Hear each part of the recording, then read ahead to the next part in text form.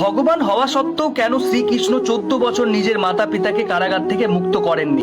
মামা কংসের বধ করার পর ভগবান শ্রীকৃষ্ণ কারাগারে পৌঁছে মাতা দেবকী ও পিতা বাসুদেবকে মুক্ত করেন। তখন মা দেবকী শ্রীকৃষ্ণকে জিজ্ঞাসা করেন, পুত্র তুমি তো ভগবান, তাহলে 14 বছর কেন প্রতীক্ষা করলে কংসের বধ করতে? শ্রীকৃষ্ণ বলেন, ক্ষমা করবেন মাতা, কিন্তু আপনিও তো আগের জন্মে আমাকে 14 বছরের জন্য বনবাসে পাঠিয়েছিলেন।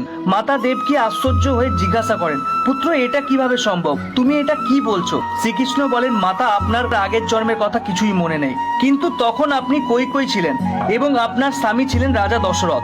মা দেবকী আরো আশ্চর্য হয়ে জিজ্ঞাসা করেন, তাহলে মহারানী কৌশল্যা কে ছিলেন? শ্রীকৃষ্ণ মুচকি হেসে বলেন, এই জন্মে তিনি হলেন মা যশোদা, যাকে আগের জন্মে 14 বছর নিজের পুত্রদের থেকে দূরে থাকতে হয়েছিল। সে তাই এই জন্মে পুত্র সুখ পেয়েছেন।